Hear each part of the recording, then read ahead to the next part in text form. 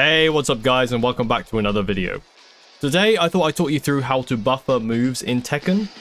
It is a little bit complicated for people that don't understand what buffering is, so I'm going to talk you through it today, make it as simple as I can to understand so you can get the most out of your Tekken gameplay. Things to understand before we get started: every input in Tekken takes at least one frame, so that includes attack buttons, it also includes directional inputs, and neutral. That is the spaces in between the attack buttons where nothing is pressed. So if I press back and then nothing, that is back and then neutral. Just to make things simpler while we go through the video, that is what neutral means. It just means let go of the button and press nothing. The other thing to understand is when I say the attack move, I mean the move that is the actual input to get the attack.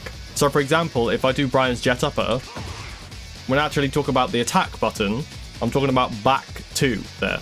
The input for jet upper is forward, neutral, back plus 2. So forward, neutral, that is not the attack button. Back 2 is the attack button. That is what I mean when I say the attack button. You'll hear me say the attack button a lot through this video, so just making it clear that that's what I actually mean before we get started. So first off, what is buffering? When your character is stuck in a recovery animation after doing a move, if the next move you want to use has multiple directional inputs in them, we can input some directional inputs before the recovery animation has finished. So if you want to do a move instantly after your character is finished recovering, but it has multiple directional inputs in them before the attack move, remember the attack move is back 2 in this instance for jet upper, it's back 2. If the move that you want to use has multiple directional inputs before the attack move, you can buffer the directional inputs. There are more complicated buffer related things not to do with directional inputs, like Brian's taunt. You can see the command history is going crazy there. But for this video, we are covering directional inputs buffering only. That's just a short little disclaimer before we get started. We're covering directional inputs buffering only in this video. It makes it a little bit simpler, and for people that haven't buffered inputs before in Tekken, it'll just make it a lot easier to understand, and you can move on to the more complicated stuff later down the road, like this sort of thing. So anyway, why and when do we actually buffer? Well, there are 3 main reasons we will buffer. First off is punishment. Brian's jet upper is a good example. It's a 14 frame move. If we take into account, like I said at the beginning, every input in Tekken takes 1 frame. This includes directional inputs. So for Brian's jet upper, for example, forward, back 2, if we take, if I can get a clean input, there we go. If we take all inputs as at least one frame, it means the fastest it can come out in the neutral without buffering is 16 frames, because we have forward, which is at least 1 frame, neutral, aka nothing, which is 1 frame, and then the back 2, which is the attack move, which is 14 frames. So that adds up to 16 frames, right? So if the opponent Brian does a minus 14 frame move, if we wait too long until the recovery animation has finished before we input our move, then it will come out at 16 frames, not 14 frames, even if we do it as fast as possible. This is why we buffer. Also, we buffer to frame trap, like with grabs like King's Giant Swing, and Reina has a grab, which I'm going to show you as well. And the last reason we might buffer inputs is for pressure, like for instance with while running attacks. So if I want to buffer a while running attack like this, you might do this as well for pressure and mix-ups. So how do we buffer? So first off, I'm going to show you how to buffer forward back input moves. So for instance, we're going to do Brian's jet upper as an example. How do we buffer these? Well, it's pretty simple. If I get my opponent to do something minus 14, that is not the move I wanted. Let me do that again. There we go.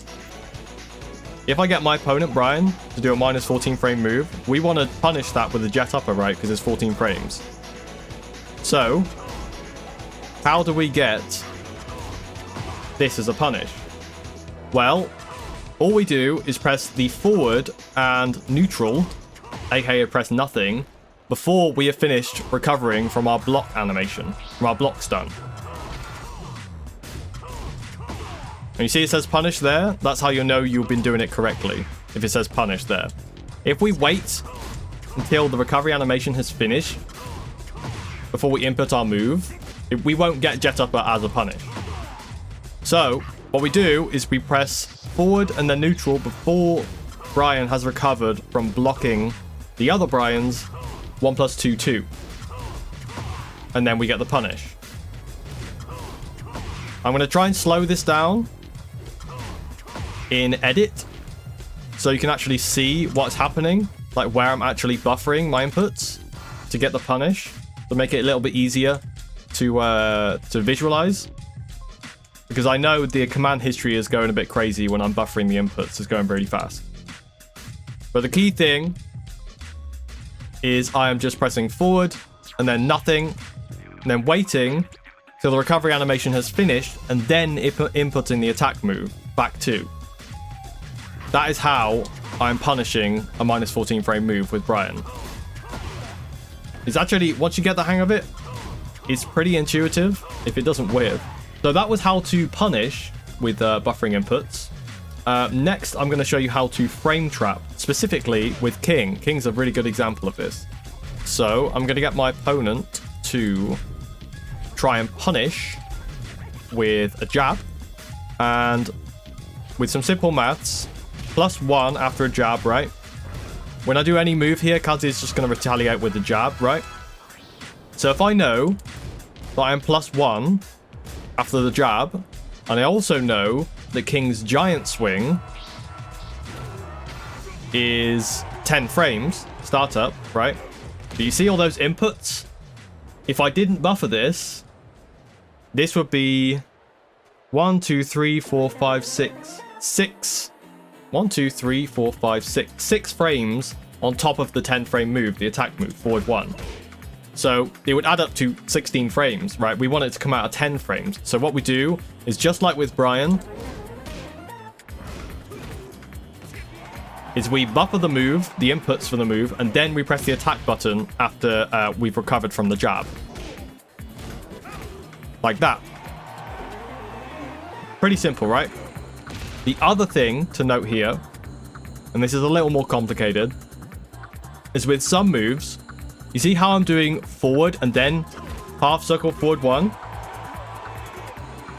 And getting the giant swing?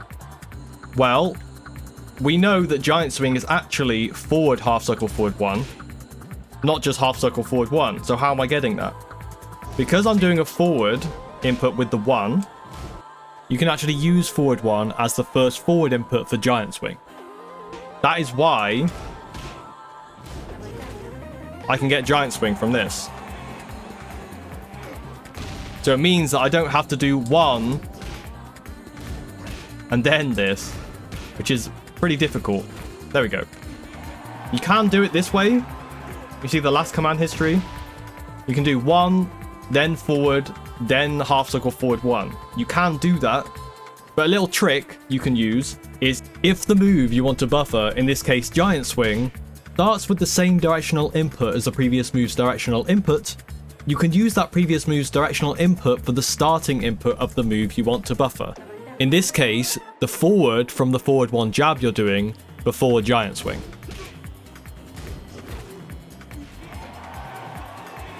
I know it's a little bit complicated, but that's why I can use forward 1 here. My command history is a little bit messy. There we go. Also, King's giant swing is way more lenient on this game. You don't even have to do perfect inputs here. Like, I'm missing out down forward there, but you get the idea. This is how you frame trap with King. This is a really common setup with King. I'll just show you again how to buffer from another move, which doesn't use a forward input in it, like down forward 1.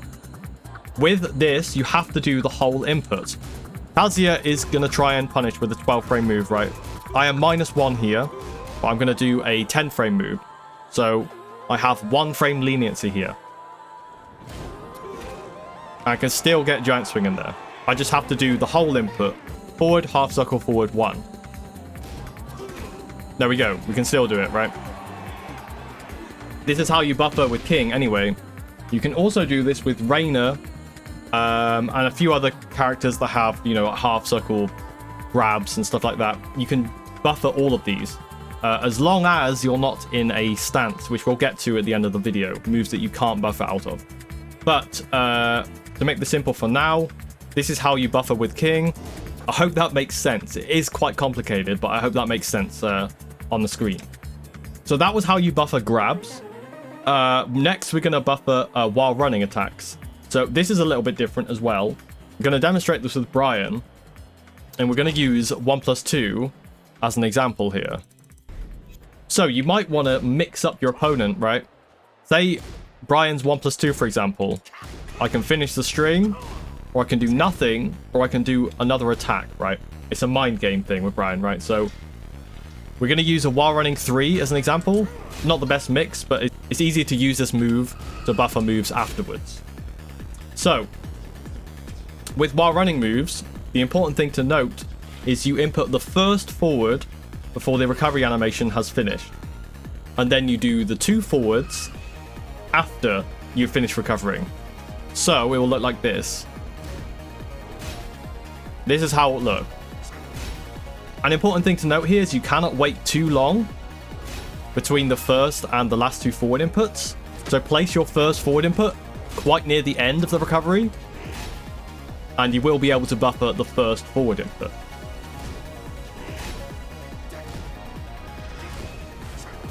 This is how you buffer while running attacks.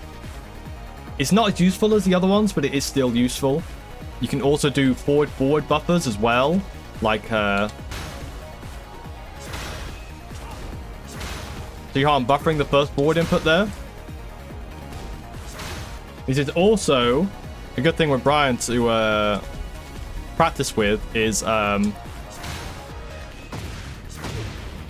buffering the forward 2 out of back 4. This isn't easy by any means, but it's a good practice for buffering. This is a good example of why you would buffer forward input moves. Just do the first forward, just buffer the first forward, and then obviously the attack button comes later, once you've finished recovering from your attack animation. So the next kind of moves you might want to buffer are quarter circle moves. For instance, Steve's quarter circle forward 1. See, it comes out at 16 frames, right? We also might want to use this as a punish at the wall. Now you might say, why not just use 1+2, right? Well, even in heat, this doesn't wall splat. But quarter circle forward 1 does wall splat. So this is why you might want to use it as a punish. So if I get Lee to do blazing kick, which is -17, and we want to punish this, if I get him close enough to the wall, then we can punish with the quarter circle forward move. And that's a punish, right? You can input the whole quarter circle forward and then do the 1.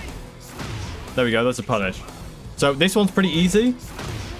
And this is a really important one for moves like rocket launcher, rocket fist, whatever bloody hell it's called. I can't remember the name of this move. So input the whole quarter circle forward motion before your character has recovered from blocking. If I can actually get the punish. There we go. So you can use this as a punish. So there's a quick one for quarter circles. It is very useful with characters like Steve at the wall. Also, because Steve doesn't have a 15 frame launcher, things like this become pretty important to know with Steve.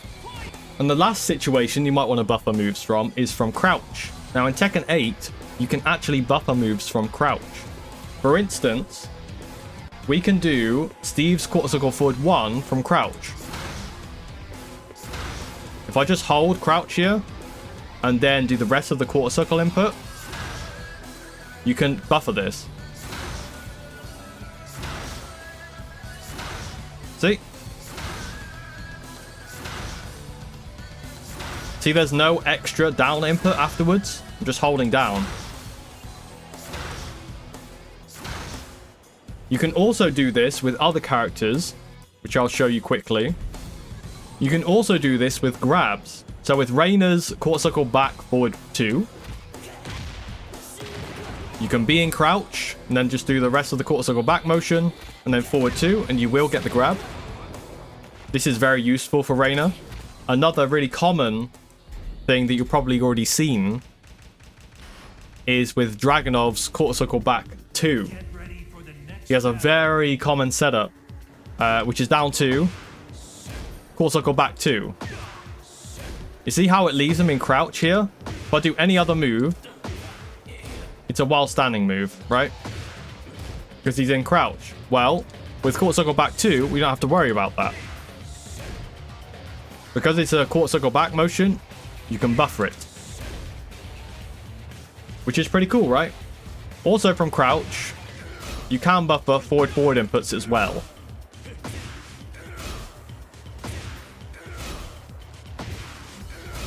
But this is something you could do in Tekken 7 as well. So there are all the things you can buffer. Well, most of them. There are some exceptions which I've left out in the video just because to make the video a little more simplified, I've left out some of the really, really complicated ones, like button buffers, like with Brian's taunt, like I showed you at the beginning of the video. But then most of the things you can buffer. Now, what can't you buffer? So the things you cannot buffer are moves that come out of stances. So for instance, we have Kazuya here, and I'm going to show you that you can't buffer electrics. Yeah, I'm trying to buffer an electric after down forward 2. It does not work. This is because he has to enter a crouch dash. He has to enter a crouch dash or a missed step before he can actually do his electric, right? This is what makes this move very difficult to use as a punish. Another example of this is with Brian's sway, his back sway or his forward sway. You've seen this combo before? I mean, I'm not the best at it, but I'll try my best.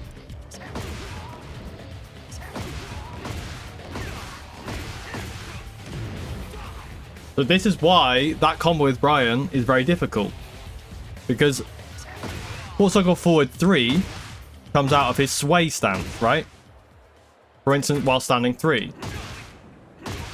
So you can't buffer the quarter circle forwards before you do the 3. You have to wait until the recovery animation has finished completely before you input the next knee, right? This is why this combo is so cool, in my opinion. Because you have to do really precise inputs in order to get a combo like this.